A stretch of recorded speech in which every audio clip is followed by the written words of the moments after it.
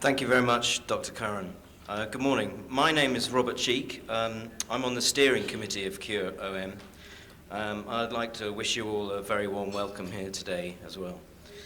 If you're wondering about my funny accent, I'm from London, England. I do still live there, and I flew in yesterday, just to clear that up. So, to start with, I'd like to tell you a bit about my story and how I come to be here today, if you'll allow me.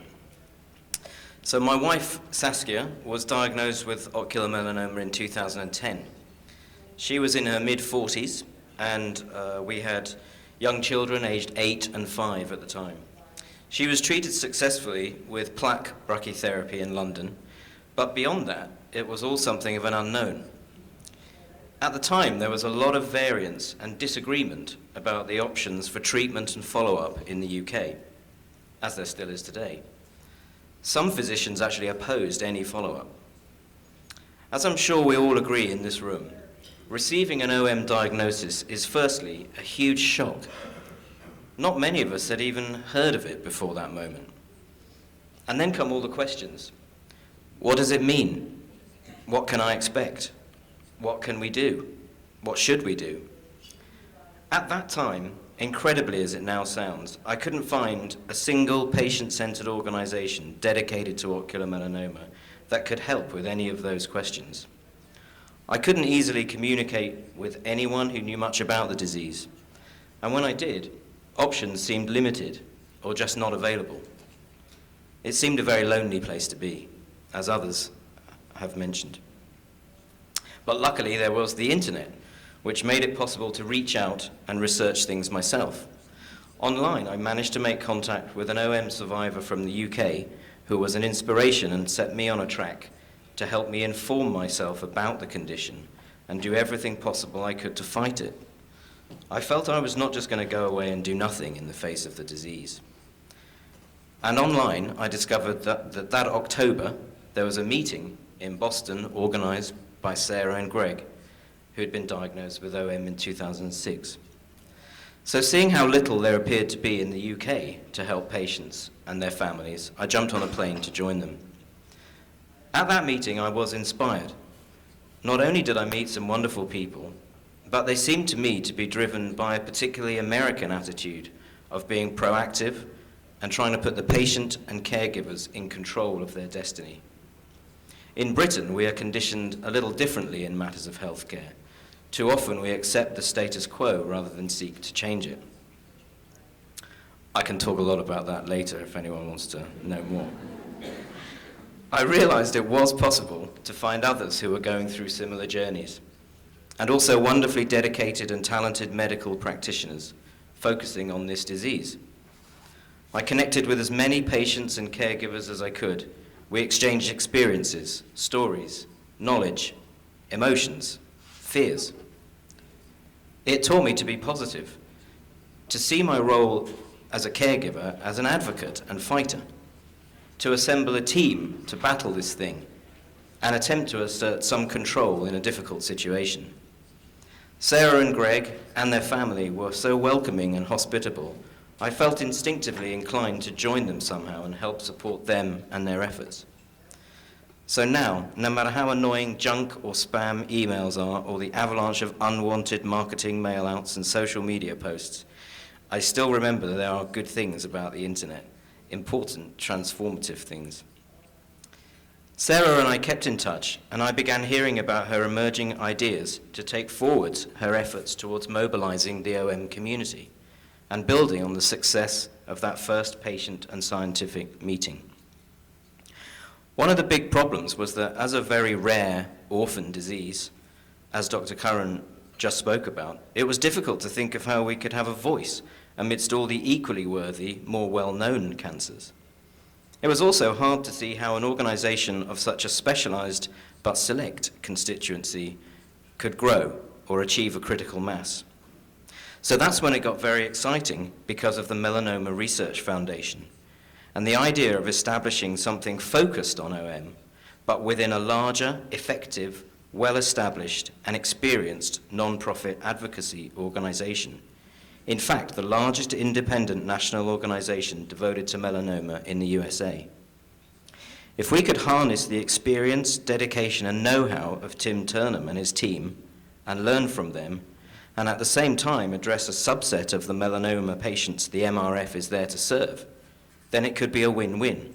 Both organizations could benefit. So I was honored to be asked by Sarah and Tim back in 2011 if I wanted to be part of the first steering committee of Cure-OM. I didn't hesitate. So where are we now, just over 4 years later, and what is our community vision? Well, Cure-OM stands for Community United for the Research and Education of Ocular Melanoma. In the name, we tried to encapsulate the vision. Taking the C and the U for Community United, what do we mean by the community? Well, for us, the community means everyone involved in OM. Patients, caregivers, physicians, clinicians, researchers, eye specialists, oncologists, surgeons, radiologists, all the staff at the MRF, social workers, and partners in centers across the USA and the world, such as the wonderful team from Emory here today. Too often, we can be divided as individuals by the roles that OM assigns us. Patients sometimes can only see the professional physician on the other side of the consulting room, not the person. Physicians can sometimes see the physical manifestations of the disease, but not the whole individual.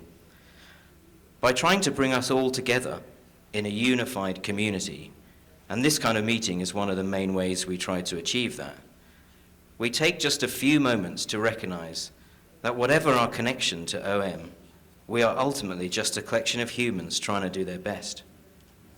It's always emotional and inspiring to feel this sense of togetherness in the face of such a difficult disease. By being united and understanding each other more, we think we collectively have the best chance of reaching our common goals, whichever side of the fence we're on. By understanding more about how it is for dedicated researchers and physicians, Cure-OM can better help support their work.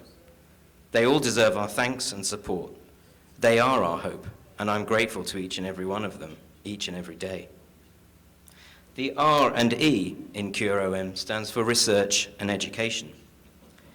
These are other key elements of Cure-OM's mission, to help fund scientific and medical research for a very simple reason, to help us eventually find a cure.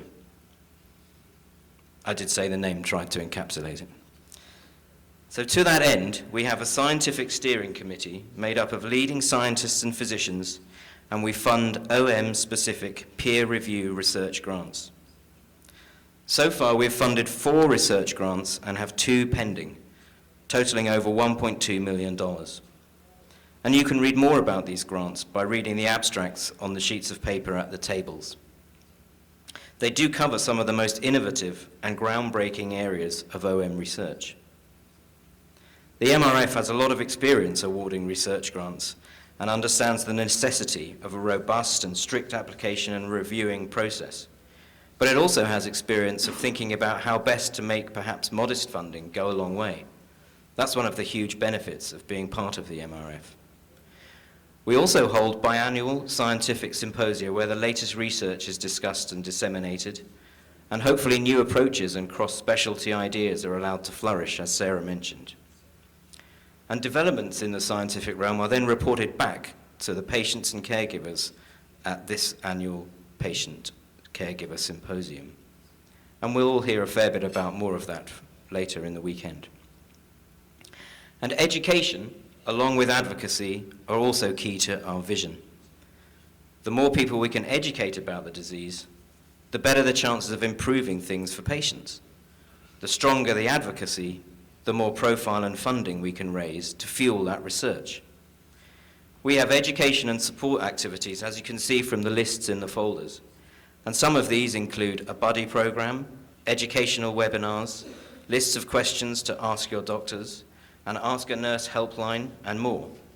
These activities and materials help provide help and advocacy for patients and caregivers, and also to educate more generally about the disease. And as you've heard some from Sarah, and we'll hear more about tomorrow, We had an extremely successful first Cure OM Unite campaign and are now gearing up for this year's campaign. There's a session tomorrow which will tell you everything about what it is and how to get involved. Since 2011, Cure OM has expanded internally. It's establishing its own identity and preparing for future growth. We've worked hard to try to integrate it within the MRF, but keep its distinctiveness, so it can still address and represent the OM community, but be in alignment with the MRF's broader vision. This isn't easy, but we are all learning together. Hopefully, Cure OM is a benefit to the MRF in thinking about ways to address rare forms of melanoma. And there's no doubt the MRF is a huge benefit to Cure OM in its know-how, scale, experience, and its wonderful staff who we got to know. Shelby, I know, I wanted to see if, I haven't seen you yet. Shelby, are you here? There's Shelby, great, excellent. And very excitingly, we've recently appointed a dedicated Cure OM program manager, Lauren, who Sarah pointed out earlier. And Lauren can help lead the whole organization to the next stage. One of my specific roles is to represent Cure OM in reaching out to the OM community in the UK and also to Europe, and eventually beyond. Whilst national approaches to healthcare differ in their organizational and financial structures, OM patients and their families' actual experiences are remarkably similar wherever they are. By uniting, it is hoped we can help bring about positive change in our individual nations. And also, because OM is so rare, medical researchers often do not have the large enough sample sizes they ordinarily need to carry out statistically robust research. One way of addressing this might be to help coordinate research efforts across national borders, which Cure OM did when partnering with the National Cancer Institute on the Cancer Genome Atlas project. So that's it in a nutshell. Everyone working together in a way that will improve things in the present and set us on a journey that will reach a cure in the future. OM patients, their families, and the united community act as each other's strength and shield. Our weapons are knowledge and determination and a just cause. We are on our own mission. Someone once said that ocular melanoma is a club no one wanted to join, but once you're in, you're very grateful for everyone else who's a member. I can't remember who said this, so I apologize, as it's almost definitely someone in this room. Looking around at you all today, I realize you are all my community, and I'm part of yours. And I'm very glad of that fact, because no one need be alone with this. We are all having, had, or will have very different and difficult journeys with this disease. And like every journey, it can't start with a destination, but it can only start with small steps. And taking these steps together, supporting each other, for me, is the most important thing of all. And in the 5 years since I've known about OM, the landscape has already shifted enormously. And we will be exploring some of this over the weekend, whether it's advances in surgical techniques, genetics, or immunotherapy, or the other aspects Dr. Curran just talked about. Whatever one's personal situation with OM right now, there is more knowledge, more support, and many more treatment options than there were back then.